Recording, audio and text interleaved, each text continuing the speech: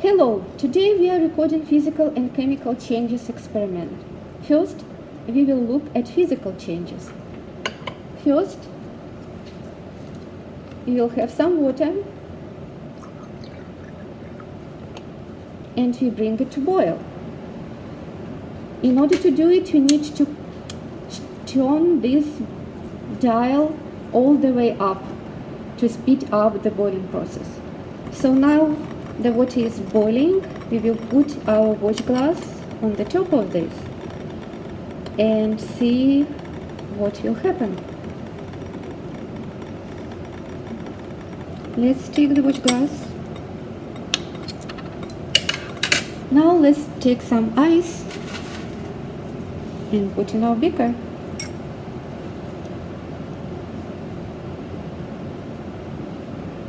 A little more. So what do you see happening? Let's bring our watch glass back to put a piece of dry ice.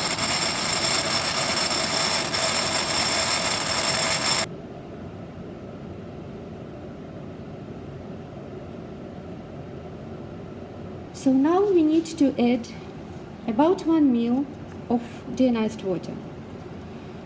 In order to do this, we can just squirt a little in the tube, or the way I prefer it, we will put a little in a small beaker, and then we will use the plastic dropper that you have in your trays. So plastic dropper has a mark here that specifically says that it's 1 ml. So we will use this to pre-measure 1 ml of deionized water and put in this. Then we will have some sugar, and we put a little in our whey boat. This way we don't contaminate the whole container. And now we will add 1 scoop of sugar into the tube.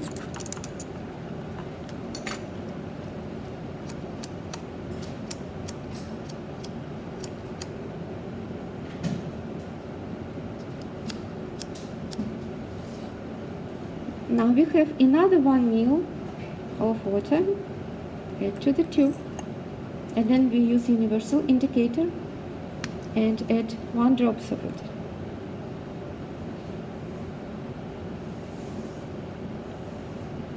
And now we dilute it with another 2 ml of deionized water.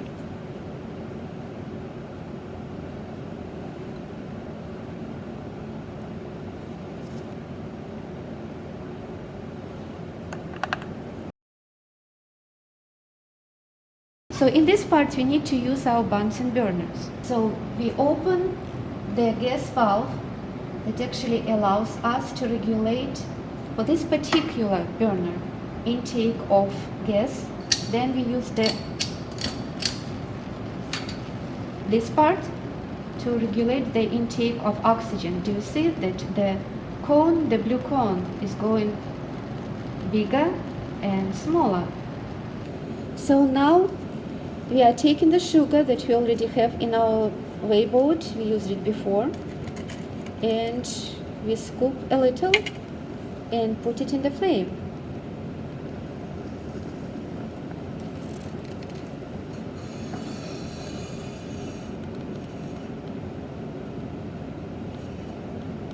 Can you see what is happening? Our sugar turned black. We'll heat it until actually it's all gone. It's almost gone. So in this step we will have reaction of acetic acid or vinegar with sodium bicarbonate or baking soda.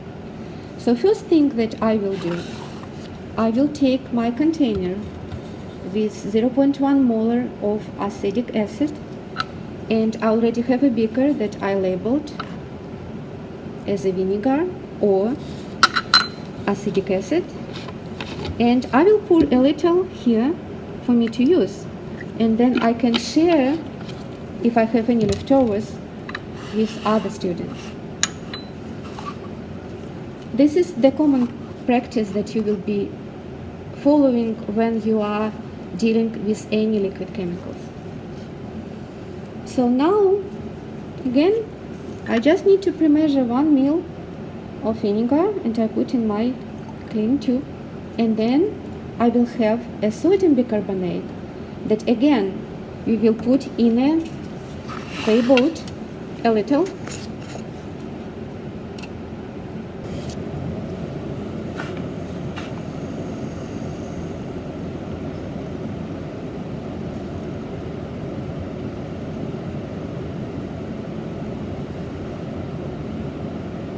Okay, now when we are done with this experiment, we need to put it in a waste container. And waste container, usually you will have the label that actually will tell you what goes inside, bases and acids.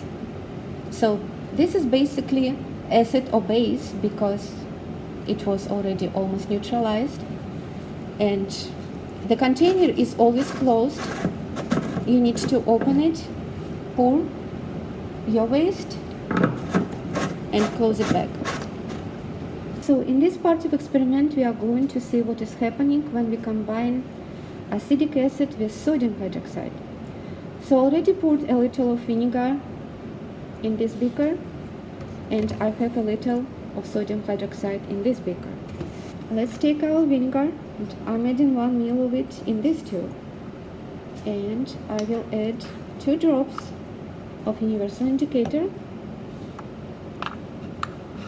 and in another tube I will put 1 ml of sodium hydroxide and I will add 2 drops of sodium universal indicator here.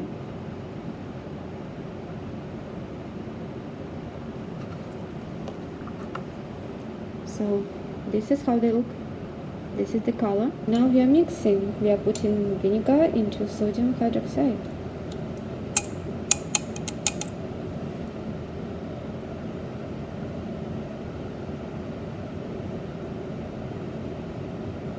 And the color turned green.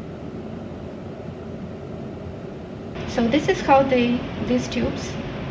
The first one that is orangey is deionized water with universal indicator, and on the right it is our combined acetic acid with sodium hydroxide and universal indicator. Now I will be adding magnesium sulfate to 1 ml of deionized water. Again, I already put a little in a weigh boat. There is 1 ml in my tube and I just add in 1 scoop of it.